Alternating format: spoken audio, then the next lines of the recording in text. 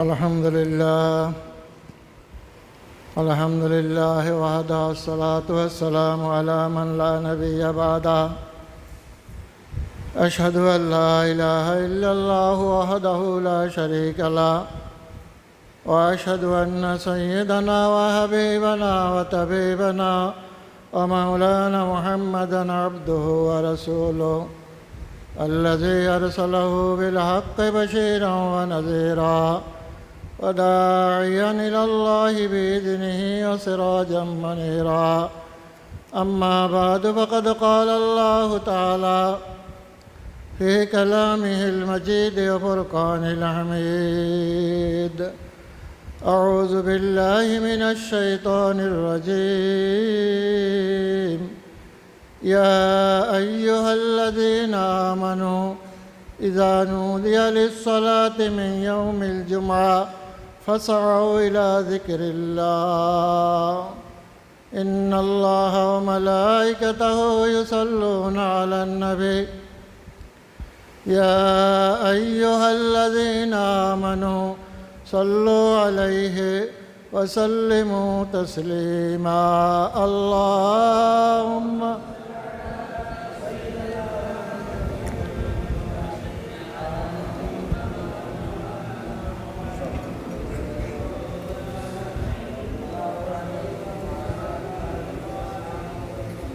मोहब्बत शत पढ़न बलगल उला बिकमाली हसनत जमीअ खिसालिही बलगल उला बिकमालिही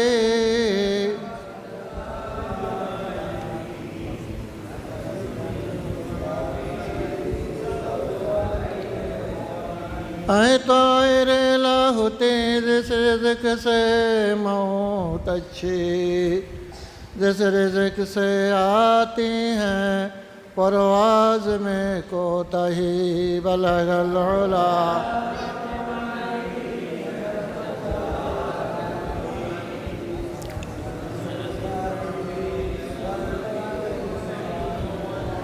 मौला मेरे खबर लो बर्बाद हो चला कुछ अपना जिंदगी का एतबार नहीं होता बलगल उला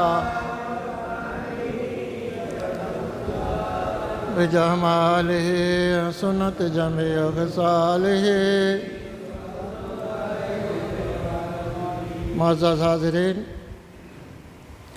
आज 19 एप्रिल 2024 নতুন বাংলা বৎসর 6 বৈশাখ 1431 খ্রিস্টাব্দ আরবি 9 শাওয়াল 1445 হিজরি সাল আজকে জুমাবার আল্লাহ রাব্বুল আলামিন জুমার দিনের এই সময় প্রচণ্ড গরমের ভিতরে আমাদের কিছু মানুষকে তার ঘরে আসার বসার কথা বলা শোনার তৌফিক দিয়েছেন এজন্য আমরা আল্লাহর দরবারে শুকরিয়া আদায় করি সবাই পড়ে আলহামদুলিল্লাহ।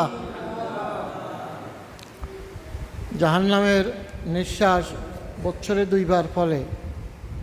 জাহান্নাম আল্লাহ রসুল বলছেন জাহান্নাম যখন অতি গরম হয়ে যায় তখন একবার নিঃশ্বাস ফেলে গ্রীষ্মকালে তখন বাতাসের মধ্যে এক ধরনের গরম হাওয়া প্রবাহিত হয় এটা হলো জাহান্নামের নিঃশ্বাস। আরেকটা হলো শীতকালে একবার নিঃশ্বাস ফেলে ওইটাকে আমাদের ভাষায় বলা হয় শৈত্যপ্রবাহ। ওইটা প্রচণ্ড শীতের মৌসুমে জাহান্নামের নিঃশ্বাসের একটা ফল হইল সেই অত্যন্ত চরম শীতের শৈত্যপ্রবাহ এবং গ্রীষ্মকালে উষ্ণ গরম হাওয়া। আল্লাহ আমাদের এই জাহান্নামের অতি ঠান্ডা এবং জাহান্নামের অতি গ্রীষ্মের প্রচণ্ড গরমের তাপদাহ এই জাহান্নাম থেকে আল্লাহ আমাদের সবাইকে মুক্তি দান করুক। আজকে আমরা এই বাংলা বৎসরের প্রথম জুমা এখানে একত্রিত হয়েছি। আল্লাহ যেন আমাদের সবাইকে বাংলাদেশি হিসাবে বাঙালি হিসাবে বাংলার এই বছরটা আমাদের সকলের জন্য আল্লাহ যেন ভালো কাটে, সবাই বলেন আমিন। এরপরে আমি আজকে এই যে বিষয়টা নিয়ে আলোচনা করব সেটা হলো ইয়া আইয়ুহাল্লাযীনা আমানু, হে ঈমানদারগণ, ইযা নুদিয়া লিস-সালাহ, যখন তোমাদেরকে নামাজের জন্য আহ্বান করা হয়। আহ্বান কে করে? কোরআনে আহ্বান করছে আল্লাহ, ডাক দেয় মসজিদ থেকে মুয়াজ্জিনে। পৃথিবীর সবচেয়ে সেরা রিংটন আপনার মোবাইলে যখন টন বেজে ওঠে, আপনি চিন্তা করেন যেখানে থাকে আপনাকে কেউ না কেউ খোঁজ করতে আসে। মসজিদ থেকে যখন পৃথিবীর শ্রেষ্ঠ রিংটনটি বাজানো, হাইয়া আলাস সালাহ, তুমি আসো কল্যাণের দিকে, এই আহ্বান ডাকা হয়। এই ডাকটা দেয় স্বয়ংকে আল্লাহ। আল্লাহ বলতেছে যা নুদিয়া লিস-সালাহ মিন ইয়াউমিল জুমআ, যখন জুমার দিনে তোমাদেরকে মসজিদের প্রাণ ডাকা হয়, ফাসাউ ইলা যিকরিল্লাহ, আল্লাহ শরণার্থে, আল্লাহর স্মরণ করে আল্লাহর জন্য তোমরা সকল কাজকর্ম ছেড়ে মসজিদের দিকে ছুটে আসো। এখানে তোমাদের কল্যাণ, এখানে তোমাদের মুক্তি। পৃথিবীর সর্বশ্রেষ্ঠ দিন হইল আরাফাতের দিন, আর সপ্তাহের শ্রেষ্ঠ দিন সৈয়দুল আইয়াম, আফজালুল আইয়াম ফিল উসবুহে ইয়া কি ইয়ামুল জুমা। সপ্তাহের শ্রেষ্ঠ দিন হইল জুমার দিন। আল্লাহ রাসূল বলছেন জাহালাল্লাহু ঈদান, তোমাদের জন্য এই দিনটাকে আল্লাহ ঈদের খুশির মতো বানাইছে। সুবহানাল্লাহ। আর এখানে বিভিন্ন জায়গার বিভিন্ন মানুষেরা একত্রিত হয়। যদিও আমাদের দেশে এই সিস্টেমটা এখন একেবারে উঠে গেছে। আপনার বিদেশে জুমা এটা হুকুমতের অর্ডার ছাড়া যে কোনো জায়গায় জুমা পড়ানো যায় না। এখন আমাদের দেশে তো কোনায় কোনায় জায়গায় জায়গায় জুমা হয়েছে, এই জন্য বিভিন্ন জায়গার লোক এখানে এখন একত্রিত হয় না। এটা আমাদের দুর্ভাগ্য। তো যাই হোক, জুমার অর্থ হইল মিলন মেলা, গ্যাদারিং, যেখানে বিভিন্ন এলাকার মানুষ আসবে, তাদের এই সপ্তাহে দুঃখ কষ্ট আনন্দ বেদনা এগুলা তারা বিনিময় করবে, আর আল্লাহর হুকুম পালনার্থে তারা মসজিদে এসে আল্লাহকে সেজদা দিবে। এই জন্যে আল্লাহ বলছেন ইয়া আইয়ুহাল্লাযীনা, কথা বলেন কি বলছেন? ইয়া আইয়ুহাল্লাযীনা, শুধু ইমানদারদেরকে ডাকছে। কোনো বেঈমান, কোনো কাফের, কোনো মুশরিক মসজিদে জায়গা, এদের জায়গা মসজিদে নয়। মসজিদে জায়গা কার? মসজিদ হইল আল্লাহর, জায়গা হইল ইমানদারদের। কারণ আল্লাহ হইল ইমানদারদের, ইমানদারদের হইল আল্লাহর। ইমানদাররা কার? আল্লাহর। আল্লাহ কার? ইমানদারদের। সুতরাং ডাকাও কে ডাকছে? আল্লাহ ডাকছে। কাকে ডাকছে? ইমানদারকে ডাকছে। কোন দিকে ডাকছে? তার ঘরে ডাকছে। ঘর কার? ঘর কার? কথা জোরে কন। ঘর ইয়ান কার? বাইতুল্লাহ কার? সারা পৃথিবীর সকল ঘর মসজিদগুলা কার? আমরা বলি কি কাবাতিস শরীফাতি, কাবাতিস শরীফাতি। আল্লাহ কাবা হইল সমস্ত মসজিদের ইঞ্জিল, আর সারা পৃথিবীর সকল মসজিদ হইল কাবার বগি।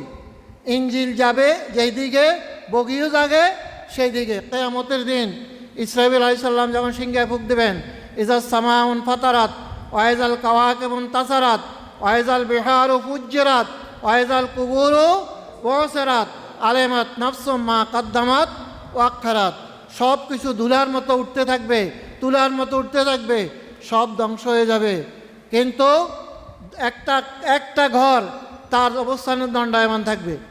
সেই ঘরটার নাম হইল কাবা। কি ঘর? কাবা। কাবা বলবে আল্লাহ আমার একটা কথা আছে। কি কথা? আমার দিকে ফিরে আমার যত মসজিদ আছে সকল মসজিদকে আমার পাশে লাগাও, এরপরে আমি তাদেরকে নিয়ে আমার গন্তব্য দিয়ে রওনা হব।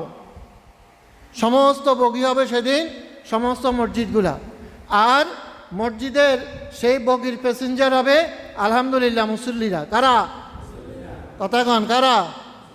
এই বগিতে, এই মসজিদে, এই আল্লাহর ঘরে যারা সেজদা দিছে তারাই ওই কি হবে? ওই ইঞ্জিল নামক কাবার বগি নামক মসজিদের মুসল্লি বা প্যাসেঞ্জার হবে। আর তাদেরকে নিয়ে কাবা সরাসরি একটা রোড, সেই রোডের নাম হইল জান্নাতুল ফেরদাউস, সেদিকে রওনা হবে। কথা বুঝে আসেনি? ঘর এটা যদিও আপনারা বানাইছেন, ঘরটা কার? আমনের ঘরও যদি কেউ টেঁয়া দেয়, আমনের ঘরের বেড়া বানিয়ে নিলাই, টিন লাগানিল্লাই, এইটা হয়তো ব্যক্তিগতভাবে আপনার কিছু অসহায় হলে সওয়াব হবে, কিন্তু এই ঘরে যদি আপনি টাকা দেন কিয়ামত পর্যন্ত এটা সদকায়ে জারিয়া হবে। কিন্তু ভোগ করব কে? কথা কর না কা, যাতে দিছে এতেই ভোগ করব, যারা দেয় তারাই ভোগ করে অধিকাংশ ক্ষেত্রে। সোয়াবও হয়, ভোগও হয়, রাজিও হয় কে? আল্লাহ। তো আমরা এই তার ঘরে আসছি, প্রত্যেকের ঘরে মানুষ একবার গেলে, দুইবার গেলে, তিনবার গেলে মানুষ বেজার হয়। আমার আল্লাহ বলেন, আমার ঘরে আমার বান্দা যত বেশি আসে তত তার উপরে আমি বেশি খুশি হই।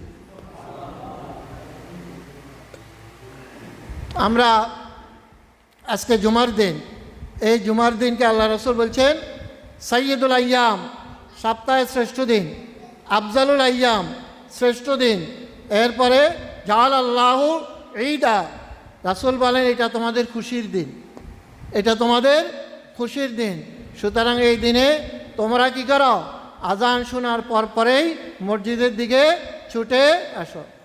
আপনাদেরকে ছোট্ট একটা প্রশ্ন করি, জুমার আজান কোনটা? কনসাইন জুমার আজান কোনটা? খুতবার আগেরটা। এটা হইল শুক্রবারের আজান। আল্লাহ রসুলের যুগে হজরত বেলাল এই আজানটাই দিতেন, হুজুরের সামনে দাঁড়াইতেন, দাঁড়াইয়া যখন বেলাল আজান দিতেন রাসূল মিম্বারে, হজরত বেলাল সামনে যখন বলতেন আশহাদু আন্না মুহাম্মাদার রাসূলুল্লাহ, শাহাদাত আঙ্গুলিটা রসুলের কলিজায় যাইয়া লাগতো। সুবহানাল্লাহ। রাসূল যেদিন ইন্তেকাল করছেন, পরের জুমা হজরত বেলাল আজান দিতে আসছেন। আজান দিবার সময় এই হাইয়া আলাস, মানে আশহাদু আন্না, এই আশহাদু আন্না মুহাম্মদ রাসূলুল্লাহ, উনি এই কথা বলে যখন আঙ্গুলটাকে নিছেন, দেখেন সেখানে আল্লাহ রাসূল নাই, সেখানে আছেন হজরতে সিদ্দিকে আকবর আবু বকর রাদিয়াল্লাহু তাআলা। এই যে এখান থেকে তিনি পড়ে গেলেন, যাওয়ার পরে সারা জীবনের জন্য তিনি অসুস্থ হয়ে গেছেন। আর তার পক্ষে মসজিদে নববীতে আজান দেওয়া সম্ভব হয় নাই। তিনি বললেন, যাকে দেখি আজান দিতাম, শাহাদাত আঙ্গুলি যার কলিজা বরাবর আমি ধরতাম, সেই নবী নাই, আজকে আমার আর আজান মসজিদে নববীতে দেওয়া। আল্লামা ইকবাল বলছিলেন সুন্দর করে, রসমে আজা রহ গিয়া হ্যায় রোহ বেলালি না রহি, রসমে আজা রহ গিয়া হ্যায় রোহ বেলালি না রহি, ফলসফা রহ গিয়া হ্যায় তলকিন গজালি না রহি। আজান আছে, আজান দেওয়ার প্রথা আছে, নাই বেলালের প্রাণের সাড়া, যে আজানে আল্লাহর আরশ খুলত, সে আজান এখন আর নাই। কার আজানে আল্লাহর আরশ খুলত? হজরতে বেলালের আজান আছে।